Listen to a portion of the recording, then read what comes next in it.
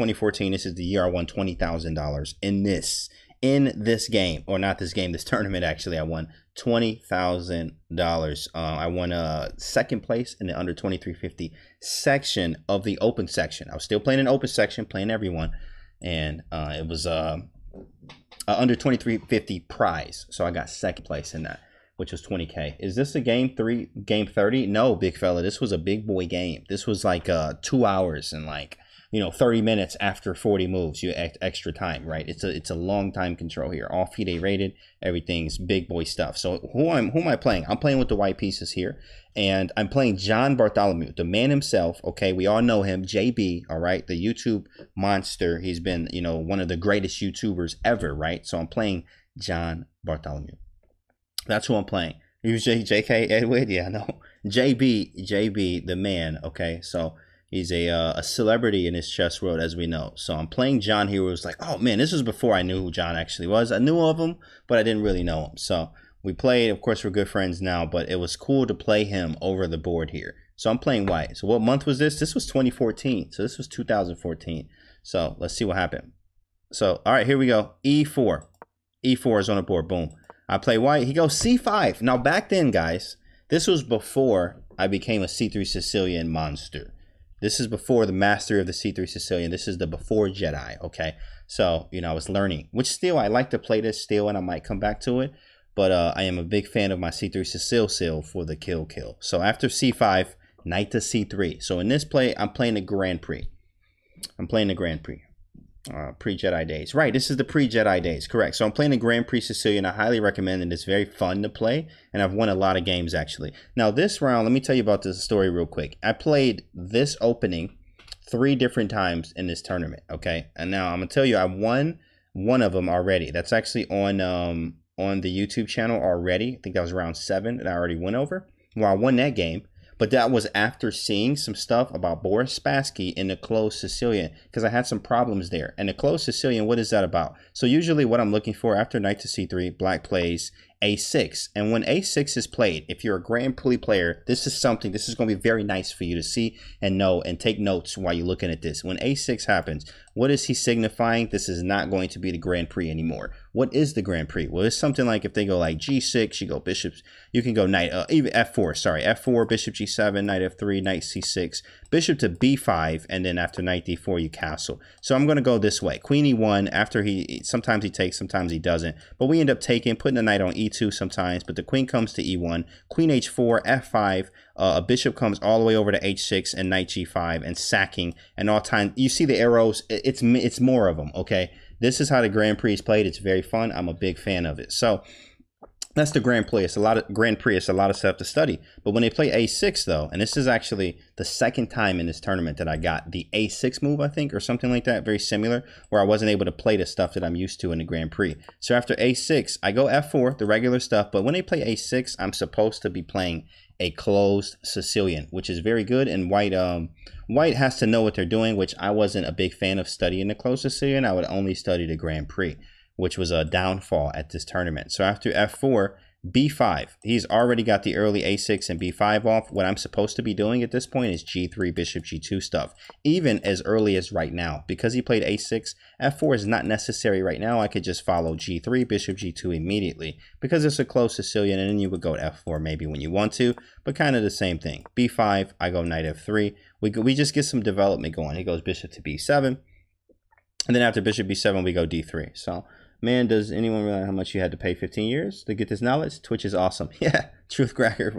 That's what's up, man. So D3, after D3 is E6 on the board. E6 is really nice with D5 about to be a thing. So D5 is about to be pushed, and it's just going to be fine. So is B4 weakening? B4 is not weakening, actually. It actually helps me into this side. I'll tell you a thing about the closed Sicilian. And in round 7, if you go to the YouTube right now, by the way, thank you so much, Truth Cracker, for subbing to the YouTube. Appreciate that love. But and on the YouTube channel in round 7, we was talking about the closed Sicilian, where you're supposed to play H3, G3. Actually, sorry, it's knight E2, knight E2, H3, G4, and you put the knight on G3, and you go for a king side attack, almost like a King's Indian defense, which is pretty cool. So B4 actually helps me swing my knight there where I want it to be anyway. So B4 is not really a thing. You shouldn't be doing it right now. So I played G3. Thank you so much for the follow, Mage Dirk. Welcome to the stream. So G3 and D5. He goes D5. Now, honestly, I should have kind of played Queen E2, but I didn't want to play E5 here. Now, here's my reasoning. If I go E5 and he goes D4, this bishop is just monstrous forever. Long time. Thanks for the follow, Truth Cracker. So it's going to be, it's annoying, honestly. Very annoying. So I didn't go for that at all. And I also have Bishop G2. And actually, the engine recommended Bishop H3 here. But this is, I was honestly, at the time, I was not the Jedi I am today. So I didn't understand this concept here. When you trade here, is actually, I was supposed to take with the knight. So the B4 is not winning. So after knight takes, and then bishop takes, pawn takes, queen takes. This is actually a favorable position for white, which is weird, right? But when they go like knight to c6, you go c3. And after rook check, we put the king on c2, which this is an absolutely weird position, but it's a very informational endgame to understand here. This pawn structure right here, if you ever can get these two pawns, even vice versa, flipped for black, which would be c6 and e5. The good thing is that this is really strong. This pawn structure controls d4 and d5. So out of the 4 squares, you control 2 of them, and you got a pawn on the third. So it's really nice to actually have this pawn structure. It just looks are very deceiving, and that's actually a video on YouTube I have as well. Looks are very deceiving, but this looks really good. And after bishop e3, it's very hard to tell how black. I actually lost the game with the colors reversed. I was playing white, and I played Acobian actually in the 2015 Millionaire chest. A year later, went to that one, and I played Acobian, Verusian Acobian, 2600, you know, FIDE 2700, like USCF, ridiculous, right? You know, US champ, so former. He's very, very strong. So he actually had this same structure, but with black, and it was very, very good. And he actually let me trade queens and everything, and he just in-gamed me. But not understanding then, I was not the Jedi I am today. I was learning still the ways of the Jedi, and I know now that this is a very good structure. But back then, I did not play this. I was not into it, and even still today, I wouldn't be playing Bishop H3. Honestly, I just like to keep queens on the board for more play, so I would honestly play Queen E2 if I would go back. If D4, I'm fine putting my knight on D1 because it helps swing over here anyway for this king side attack I want to do. Thanks for the follows, Ruffles and Fingers. Thank you. That's funny, Ruffles and Fingers. That's 2 different usernames, by the way. Thank you for the follows, guys. Why not E2? Yeah, Queen E2 is really nice. And that's what I should have played, honestly. Thanks for the follow, Doctor Who. Appreciate that. Cool tip, says Vercingetorix. No problem, bro. No problem. So G3, D5. I just snap it. I just get rid of it because I know it's causing me problems here. Queen E2 should have been played, but Bishop G2 I wasn't trying to trade. Bishop H3 I'm not trying to trade the queens. I didn't understand that concept of the endgame yet with C3 and E4, how that happens. And also E5 opens up his bishop. So I'm very limited on options here. And so I had to do something, so I captured. So, Canty, are you a Scotch player? I'm a Scotch Gambit player, big fella. There's a difference. But I do play the Scotch Gambit, not the Scotch. So, pawn takes and bishop to G2, and then we just go back into it. Now, what's funny is, like, I realized here, at this point, this is not going to be a closed Sicilian. And now I was kind of out of book, to say the least, and the most here, right? But it's like, honestly, to say the least, I could not figure out, but I wasn't playing what I know in this situation. What's up, Adam Chess? What up, bro? Welcome to the stream. My dude, Adam Chess, with the tier 3, says great commentary. Good to see you, bro. Been a while. Hope you're doing well. I saw you streaming today earlier, man. I hope you had a great stream. I was like, oh, Adam on. I got the notification because I'm following you. So shout out to Adam, man. Put your link in the chat, guys. Make sure you go follow Adam Chess. He is a streamer too. Yeah, it's amazing how these top players keep an eye on the end game through the maze of the middle game. Yeah, it's wild. It really is. JMP and Mr. Pope Silly does Kings Gambitish. Yes. Yes. Correct. So after bishop to G2, bishop E7, castle, get out the way, and then knight F6. So after knight F6, now I'm like, what do I do here? What would you play here as white now? What would you play here? And I played an interesting move here that if I go back, I would have never played this, you know, now being the Jedi I am today, graduating from Jedi school at the GM factory where the Jedi train. Okay, I'm not about to be playing the move I played in this game, but what would you play here? What would you play? I know what I would play now. Absolutely. But back then, I played something different. What would you do? Rook F1. I mean, I'm assuming you meant Rook E1. I just cover with my king in the corner. Yeah, just you're going to relax over there and just chill over here. And it could be a thing. You can play King H1 prophylactic-wise, but not really that good of a move. Rook to E1 says Cornflake 2Gs. Rook E1. That is a move. It's absolutely a move. It's almost like you played the bird's opening. This is wild. Yeah, it is. It's correct. A4 to open the rook. A4, but he doesn't have to. And honestly, A4 is a consideration. Kind of forcing him, well, not forcing, but it makes him do something. And if he does go B4, this is an option. Because then my knight goes to E2. But if I think about this, this is not a closed Sicilian anymore. Which I go H3, G4, and knight to G3. It's not closed. It's actually quite open, actually. So, it's not the same. It is not the same. D4, JMP says 95, and Pieman says E5, 95. Honestly, you guys are correct. 95 is the better move to make. It's the better move to make. Excuse me. Pawn B3 from knight spade. That is a thing. And 95 is a better move to make, honestly. And it's kind of weird here because I don't really know. I don't have the best coordination of pieces here right now. It's kind of weird. And his center is like blocking a lot of stuff. Even a move like D4 is pretty cool, but it allows him to get this. So bishop D2 is kind of weird, and queen E2, I need, like, it's absolutely a weird position. So here's what I did here. I didn't know really what was going on, so I just kind of played off the head here. And when you start doing that and you start breaking rules, it just doesn't work that way. It doesn't work, and it doesn't work out, especially against John Bartholomew.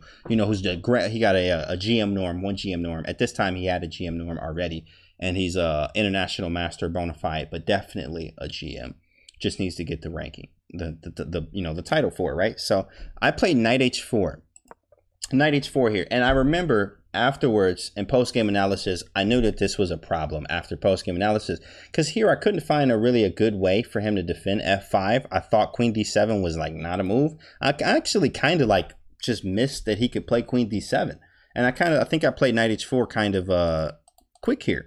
Kind of quick, and knight h4 was just put the knight on f5, maybe aspirations of g4, g5. I was playing like daring chess here, and breaking rules at the same time, because a lot of times you should refrain from moving a piece twice in the opening before you move the rest of your pieces, like these guys over here. And that's from Capablanca's book, from Chess Fundamentals. You should refrain. It doesn't say you need to not always do, or, you know, this is the rule, but you should refrain from moving it twice. So I moved it twice.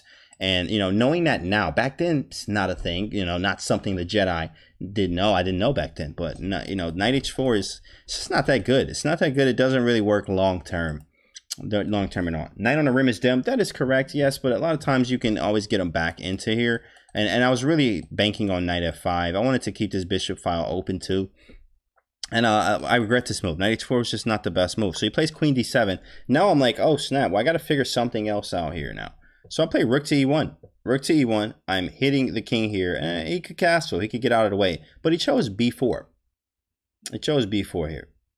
Okay. And then after b4, the engine actually said knight a4 was a possibility. I was like, whoa, knight a4. What if he just takes it? But then knight f5. And then after here. And then this is actually quite weird. I mean, maybe queen e2. He's actually defending this. This is some pressure here. This is kind of weird, but not something I was absolutely considering at all. Like, I'm not about to play this against John. So, you know, rook e1, b4, and I played knight to b1 instead of knight to e2 because I didn't have a clear-cut way of where my pieces were going to go. I thought a long time here. I remember thinking, and I was like, where's this knight going to go? On e2, if I put him on e2, which I should have just played this, and played maybe f4, and I have to kind of improvise because I made this bad move early on. Not bad, but small problems become big ones later. So knight h4 was a small problem that became a big one later. So having this knight on h4 was just like weird. Now I got to figure out how to focus to get my pieces back in, you know, the better way. So after knight f5, knight d6, forking the bishop. Oh, actually, you know what? You're right. Knight h5, queen takes, knight d6, and then snap on b7. So that's pretty nice. Thanks, Kevin Daniel. After the knight sack earlier. So maybe that was a thing. Thanks, Kevin Daniel, in the building. What's up, big fella? Chess.com is here, guys. Shout out to chess.com in the chat. We in here, big fella. Let's go. Welcome to the stream. Chess.com is in the stream right now with us as we record this for the YouTube channel. Let's go. Say hello to chess.com, guys. Say hello to chess.com in the chat. So after b4, we got knight e2. So knight e2 is on the board. And then after knight e2, I mean, no, I didn't play knight e2. I was like, knight e2 just feels weird. I'm like, I don't really know what to do. I don't really know. I don't have a place to put this later, which you need to. So what I did is I came up with this plan. And a lot of times you can remember this. In closed positions, you can move a piece many times. So this knight, I was like, you know what? It's like, this is a semi-closed. There's a difference. And there's like a very gray area there where it's like open positions, closed positions, but you got that little gray area where it's like semi-closed. And that's what this is. Even though it's closed, but it can be opened in one move by like d4, honestly. So I play knight to b1. And I play knight b1 because my aspiration is to get this knight over here. And you know, I didn't want to move this back because it actually admits that you did make a mistake, and it's okay. It's actually, I had a coach back in the day that said, you know, a lot of times players have that pride thing where, like, you know, they don't want to say that they made a mistake. For instance, moving this knight back and wasting the tempo, because you did. You know, but it causes you to make other moves because you didn't want to go back and make the move that you kind of have to make, which is ugly. You don't really want to. But this knight could have been on e5 while this one sits on f3. But, you know, I kind of just wanted to keep this over here, to say the least. So, yeah, don't double down on a mistake. Correct.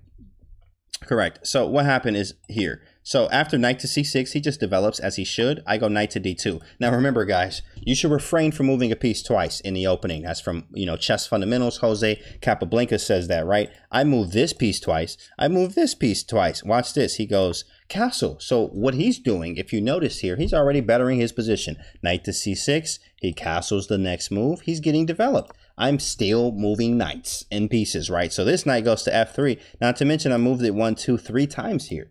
3 times already. So then after that, oh, big fella, here's a fourth. Okay, can this knight move another time? Basically, knight e5. So, but the funny thing is, the knight is very well placed on e5. It goes from c3 all the way over to e5 here. And if you run this in the engine, it's actually quite equal. They do prefer black, but is white's equal here. And I wasn't feeling as bad. I was like, okay, I got the knight to e5. I could be okay here.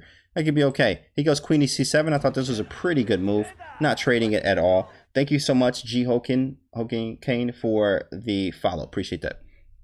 So he goes queen to c7, and then I go bishop d2. I was like, you know what? I got to get developed. I am way behind right now, honestly. Black is completely developed. His rooks are connected. He's castled. Now he can kind of do whatever he wants. Me, on the other hand, I still need to develop, so I'll play bishop to d2. I just get out of the way. Now he plays c4, and this got crazy. I was like, c4. Whoa. That's a wild move. I mean, pawn takes, like, it's like almost hanging a pawn. But what he did was brilliant here, because if you notice this, guys, when you're developed, and I teach this to my students all the time, when you're developed like this, I always say, after you castle is game time. And that's real. Game time means like it's time to like do stuff. And after you're developed, you can do that now. Look at all his pieces developed. It's the right time. My queen's still on the back rank. My pieces are not coordinated enough. My rooks are not connected. So it makes sense to make a breaking move, open up the game to make the bishops go crazy here. After pawn takes, pawn takes. Actually, he can take this first, I think. But there's a lot of things that can happen. Pawn takes. I mean, knight takes is here. Everything starts to open up. There's checks over here. It's too much. It's a lot to calculate here, and a lot of ways that you can go wrong for both sides, honestly. I like it. Yes, sir. True Cracker. Yes, sir. So after c4, I just put the knight on g4 here because I honestly didn't know what to do here. This is a complicated position. And looking at this more, because I'm a stronger player now, I understand that there's other moves I can make. Knight f5. You know, there's other things that I can do. But here I just couldn't figure it out. Canty, that's right, B Miles. That's right. So knight to g4, and this was a blunder at this point. This was very bad, very, very bad. But it's hard to make good moves in bad positions, and that's what happened here. Not understanding, I was not the Jedi I am today. Knight g4 was not a move. And if you think about this too, I moved this knight a 5th time. It feels like 1, 2, 3, 4, 5 times on top of moving this a 2nd time. So honestly, I'm like 7 tempi down in a way, which is disgusting. 7 tempi down. Very bad way to look at this. So after knight to g4, it's really bad. And now watch what happens here. So c4, c3. Yeah, no, c3 wouldn't. I mean, it could. I'm just not going to take it. If he goes c3, snap, snap. Once the pawn gets here, I just don't have to take this. I can just move the bishop out of the way. It is cramping, but I don't have to take it, honestly.